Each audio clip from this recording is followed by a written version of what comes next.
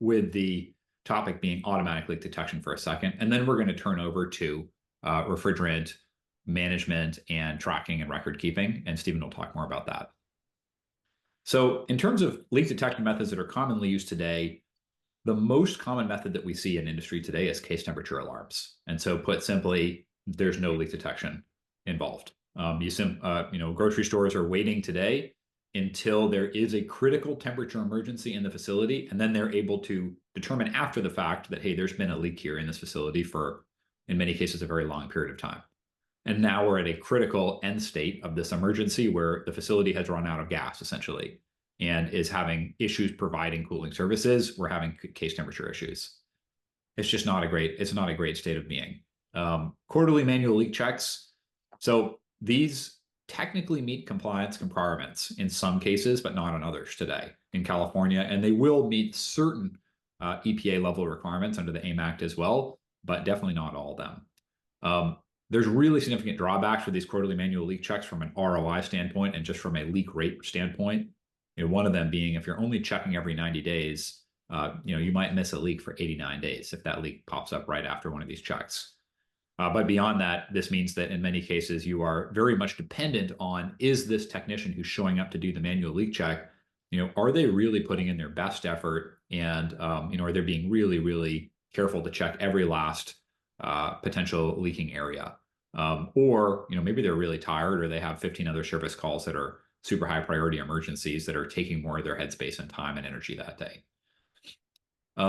There's the single point gas detectors. So essentially, this is a little box that you bolt onto the wall in the mechanical room typically. And these provide a really important safety function because ultimately, if you have so much refrigerant leaking into the air that is displacing oxygen, that can cause human occupants to pass out. And that's really bad. And so there's that helps to comply with a lot of safety regulations. Unfortunately, these single point gas detectors are not a good solution for overall reductions of leak rates because they're only catching really huge leaks and only in enclosed spaces like the mechanical room. And so you're going to miss the majority of leaks using that strategy. However, this has been found, this is essentially a loophole in a lot of the existing regulations today at the state level, which is that if you have one of these single point gas detectors in California, for example, you're technically compliant with a lot of these regulations. The EPA is closing that loophole nationwide right now. So this is no longer going to be okay from a CARB AIM Act standpoint. It's not going to be sufficient for leak detection, automatic leak detection. And finally, there's receiver level sensor threshold alarms.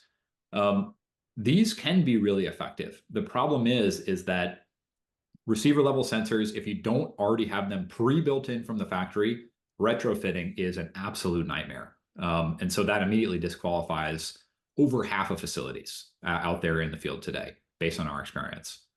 And then beyond that, even if you do have these sensors in place, the data coming off of them is incredibly noisy and difficult to interpret. So when you have a condenser split turning on or off, when you have a domestic hot water heat reclaim turning on or off, when you have different case groups coming in and out of hot gas defrost, causes huge swings in refrigerant levels within the receiver. And so this data becomes really noisy. You can set up all kinds of rules and alarms and things like that. And you end up getting so many false positives that a lot of times they're ignored because it's too much to manage for a team that has other priorities. And so this is another example